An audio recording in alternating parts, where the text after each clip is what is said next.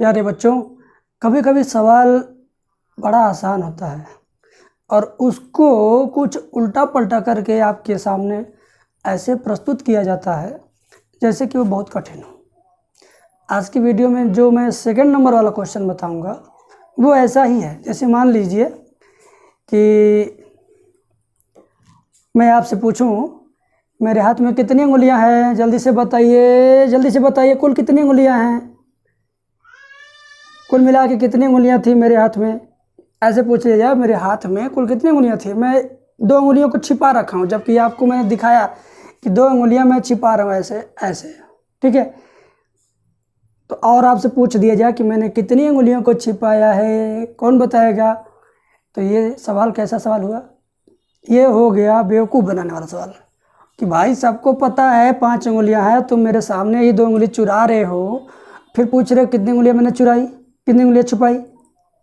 तो ऐसा ही एक सवाल है, आपके एग्जाम में आएगा या आया था, अरिहंत की किताब में दिया है। मैं उसको बताऊंगा, लास्ट में बताऊंगा दूसरे नंबर पे। पहले नंबर पे कुछ और बताता हूं ताकि आपको रिमाइंड हो जाए। देखिए, और नए दर्शकों से अनुरोध है कि वे चैनल को सब्सक्राइब कर लें, घंटी दबा लें, ऑल नोटिफिकेशन ऑन कर लें ताकि हमेशा हमेशा वो मेरे से ऑन रहें, मतलब जुड़े रहें। सरल रेखा कड़ी में 3x - y बराबर 5 तथा x माइनस कड़ी में 3y बराबर 7 के बीच का कोण बताना है। और ये सवाल 2012 में पूछा गया था, इस नाते मैं बता रहा हूँ। इस तरह का तो कई सवाल बताया हूँ, लेकिन ये 2012 में पूछा गया, मैंने सोचा कि बता देते हैं, बच्चों को यकीन हो जाए कि इतने आसान सवालों को भी तैयार करना ज़रूरी है। ठीक है, देखो पूछा गया सरल रेखा इतना और इतना के बीच का कोण बताना है। कैसे पता चलेगा? सबसे पहला काम y बराबर mx + c के रूप में इसको या तो कर दो या तो दिमाग में सोच लो। मान लीजिए नहीं सोच पाते हो तो y को केवल एक पक्ष में कर दो और धनात्मक रहे, बस y किसी एक पक्ष में ले जाओ और धनात्मक रहे तो इधर आ जाएगा y, ये इधर ला दो और ये y को उधर ले आओ +y, ठीक है। अब माइनस कड़ी में 3 में उधर लाओ, 7 को इधर लाओ, 7 इधर आएगा -7, माइनस कड़ी में 3 में उधर गया, प्लस कड़ी में 3, बस। और यहाँ y अकेला होना चाहिए तो ये समझिए इसके बटे में आ गया, ठीक है ना, हट गया यहाँ से, इसके बटे में आ गया। भाई साहब अब काम आपका लगभग हो गया, आपका जवाब आपको लगभग मिल चुका है। कैसे समझिए, यह जो है tan कितने का वैल्यू है और यह जो है tan कितने का वैल्यू है। x का गुणांक ही देखिए, ये tan 60 का वैल्यू है और ये जो है tan 30 का वैल्यू है। 60 और 30 के बीच में कितने का डिफरेंस है? 30 से 60 जाने में, 30 रुपये से 60 रुपये तक बनाने में कितने रुपए कम पड़ रहे हैं? 30, यानी 60-30 के बीच में जो गैप है वो 30 डिग्री का है। इस नाते हम कह सकते हैं कि इस रेखा के बीच में 30 डिग्री का कोण है। बस बात को समझ गया कि नहीं? ना समझे? एक बार और देखो, 60-30 के बीच में 30 का अंतर, इसका मतलब इस रेखा और इस रेखा के बीच में 30 का कोण है। बस अब मैं आता हूँ बेवकूफ़ी भरे सवाल पर। आपको सवाल दिखाऊंगा, देखेंगे तो लगेगा कठिन। यदि आप चाहते हो कि इसी तरीके की वीडियो पा करके पूरा पॉलिटेक्निक एंट्रेंस एग्जाम क्वालिफाई करना, एक अच्छा कॉलेज पाना, अच्छा रैंक पाना, तो आप किसी भी यूट्यूब चैनल पर जाओगे तो कोई भी यूट्यूब वाला आपको पूरा सिलेबस नहीं पढ़ाएगा, सीरियल वाइज नहीं पढ़ाएगा, एक किनारे से A to Z नहीं पढ़ाएगा। लोग बीच बीच में सिर्फ वीडियो डालते हैं चैनल पर और वैसा ही आपको मिल जाता है, जिससे आपकी पूरी तैयारी नहीं हो पाती है। यदि आपको चाहिए 50 चैप्टर, इस तरीके से 50 चैप्टर कंप्लीट मैथ चाहिए, 24 चैप्टर फिजिक्स चाहिए और 24 चैप्टर केमिस्ट्री चाहिए और साथ में 2300 क्वेश्चन का PDF क्वेश्चन चाहिए। PDF क्वेश्चन भी रहेगा और उसका सॉल्यूशन भी रहेगा। ये सारी चीज़ें यदि आप चाहते हैं कि आपको मिल जाए और आपकी परीक्षा अच्छे से निकल जाए, आप एक अच्छा रैंक पा सको और एक अच्छे कॉलेज में एडमिशन पा सको, तो इसके लिए क्या करना है? आपको मेरे व्हाट्सएप नंबर 7525 81 80 38 पर POLY पॉली लिख करके व्हाट्सएप करना है। हम आपको ये सारी चीज़ें देंगे, लेकिन थोड़ी सी फीस लेंगे। आप अगर इतनी चीज़ें मार्केट में जाकर पढ़ेंगे, किसी कोचिंग सेंटर पर, किसी शहर में या कहीं भी गांव में, तो कोई आपसे 5,000 लेगा इतना सारा चीज़ पढ़ाने का, कोई आपसे 4,000 रुपये लेगा, कोई आपसे 3,000 रुपये लेगा, कोई आपसे 2,000 लेगा। यदि गांव में भी पढ़ोगे इतना सारा पढ़ाने का, आपसे 2,000 तो कम से कम लिया ही जाएगा।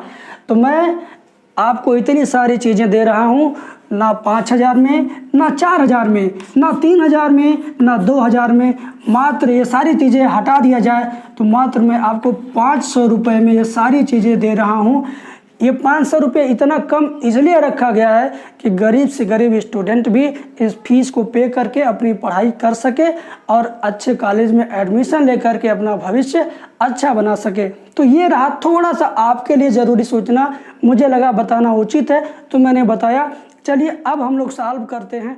अगला क्वेश्चन देखेंगे तो लगेगा कठिन है, अभी मैं पढ़ के और सुनाऊंगा, आपको भी दिखाऊंगा। देखिए, दो रेखाएं जो बिंदु 6, -4 से गुजरती हैं तथा जिनके अंतःखंडों का योग 12 है, उनमें से एक का समीकरण कितना है। मैं अब सोच लो भैया, ये मूर्ख बनाने वाला सवाल कैसे हुआ। पहले तो सुन लो कि दो रेखाएं हैं जो बिंदु इतना से होकर गुजरती हैं तथा जिनके अंतःखंडों का योग 12 है, उनमें से एक रेखा का समीकरण क्या है। 4 रेखाएं दी गई हैं। अब सवाल को समझाने से पहले मैं इस सवाल बनाने वाले के दिमाग की सोच को आपको बताता हूं कि उसने बनाते समय, पूछते समय क्या सोचा था। जानते हो क्या सोचा था? उसने ये सोचा, जैसे कि मैं एक सवाल आपसे पूछ रहा हूं, फिंगर वाला जो शुरुआत में पूछा था, इसको आप एकदम 100% इस सवाल के ऊपर बैठा के पूछूंगा। जैसे मान लो कि मेरे हाथ में 5 अंगुलियां हैं, इन 2 अंगुलियों का और इन 3 अंगुलियों का, इन 2 अंगुलियों का, इन 3 अंगुलियों का और इन 2 अंगुलियों का योग 5 है। इन दोनों अंगुलियों का और इन तीनों अंगुलियों का योगफल 5 है। तो बताइए कि मैंने अपने हाथ में कितनी अंगुलियों को छिपाया है? हैं? तो भाई योगफल 5 है, तुम सामने से छुपा ले रहे हो 2 अंगुली, तो फिर योगफल बताने का क्या मतलब है कि दोनों मतलब अंगुलियों का योगफल 5 है, फिर 2 अंगुली छिपा के पूछो कि कितनी अंगुली छिपाया है। तो भाई सीधे सीधे आपको दिख रहा है कि 2 अंगुली छिपा लिए, तो बता देगा लड़का कि 2 अंगुली छिपाए हो, तो योगफल 5 है, इसका क्या मतलब। तो कुछ ऐसा ही बात है इस सवाल में जो आपको यहाँ पर डिस्प्ले हो रहा है। ठीक है, देखिए कैसे। बिंदु 6, -4, आप अगर कोई रेखा किसी बिंदु से जाती है तो उस बिंदु को उस रेखा में रखने पर वो रेखा क्या होती है? सेटिस्फाई होती है, मतलब उसके दाएं बाएं पक्ष आपस में बराबर हो जाते हैं। तो ये जो 4 रेखा है, जल्दी जल्दी मैं लिख देता हूँ। 3x + y = 24 पहला ऑप्शन। सुनो बेटा, टाइम दो, मज़ा आएगा। ठीक है, दूसरा ऑप्शन, तीसरा ऑप्शन और चौथा ऑप्शन। ठीक है, देखो, सुनो सुनो सुनो सुनो सुनो मेरी बात मेरे बच्चों, मेरे जिगर के छल्ले। Option A, B, C, D कहता है कि 6, -4 से 2 रेखा जाती हैं जिनके अंतःखंडों का योगफल 12 है। तो उन दोनों रेखा में से एक रेखा इसमें से कौन है? सुनो, जब इस बिंदु से वो रेखा जाएगी तो यह बिंदु उस रेखा में रखने पर दायां बायां पक्ष बराबर हो जाएगा। तो x की जगह 6, y की जगह -4 इसमें रखो। अगर इसमें रखने पर दायां बायां बराबर होता है तो ये सही हो जाएगा। इसमें रखने पर अगर होता है तो ये सही, इसमें रखने पर होगा तो ये सही, इसमें रखने पर होगा तो ये सही। तो चेक कर लो किस में रखने पर होगा। 6 रखो x की जगह पे, -4 रखो y। 6 × 24, अब में से 4 जाए 20, सॉरी 3 है ना, 3 × 18, 3 × 18 में से 4 जाएगा 20, नहीं आया, ये हट गया, रिजेक्ट। यहाँ रखो 3 × 18, 18 माइनस में -4 करोगे तो +4, 18 4 कितना हुआ? 22, ये भी नहीं है 22, रिजेक्ट। यहाँ रखो 6 यानी 6 - 3 × 4 माइनस में है तो -3 × -4 हो जाएगा +12 और 6, 12 6 18, ये आ रहा है तो ये सही है। ये भी आएगा क्या? नहीं आएगा। x की जगह पर 6 है और 3 × 4 12, -12, क्योंकि y का वैल्यू माइनस में है, तो 6 में से 12 घटेगा -6 आएगा, जबकि दाहिना पक्ष 24 है। तो भाई साहब इस बिंदु को इसमें रखने पर केवल एक ही रेखा सेटिस्फाई हो रही है। तो उसने पूछा है कि इसमें से एक रेखा कौन है, तो एक रेखा वही है जो सेटिस्फाई हो गई। तो इसमें योगफल अंतखंडों का 12 लिखा है ना, उसका क्या मतलब है?